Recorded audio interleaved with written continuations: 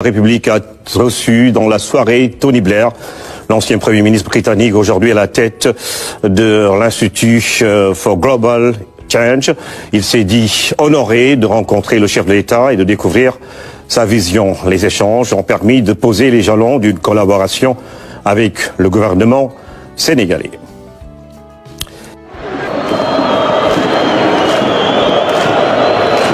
Je veux que les Sénégalais comprennent que Macky Sall ne pense pas par lui-même, ne décide pas par lui-même et n'agit pas par lui-même.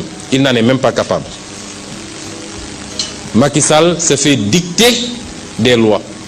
Il se fait dicter des comportements et des actes à poser. Mais il le fait quand cela rejoint ses intérêts personnels. Parce que obnubilé par un troisième mandat, si des gens lui parlent de la possibilité de voter une loi contre le terrorisme, il saisit immédiatement l'opportunité. Mais il a son calcul derrière, et je vais y revenir. Qui est aujourd'hui, qui sont ceux qui soufflent dans l'oreille de Macky Sall? Il faut que les Sénégalais le sachent. Si j'ai commencé par l'exemple britannique, c'est parce que M. Tony Blair, sous couvert de son institut, qui prétend travailler dans le domaine de la gouvernance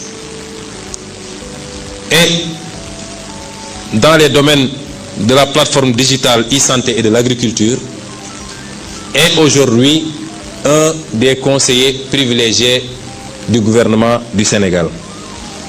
Il est très fréquent au Sénégal et à chaque fois il est reçu par Macky Sall.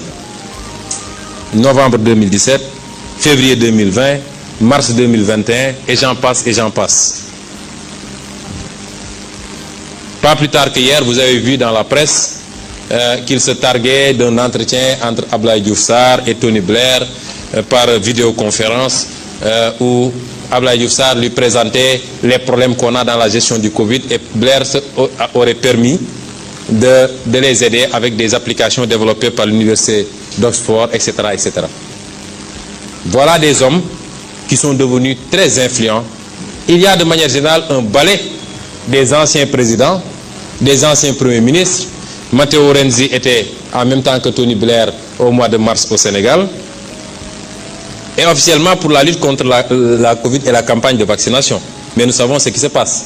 Nous savons qui est M. Tony Blair, spécialiste de la manipulation ethnocentriste au Kosovo, en Irak, au Libye, via son cabinet de conseil stratégique. N'oubliez pas qu'il était à l'origine de la guerre d'Irak parce qu'il était celui qui tenait l'hypothèse d'armes nucléaires dont Saddam Hussein se serait doté, ce qui s'est révélé faux. C'est ces gens-là qui aujourd'hui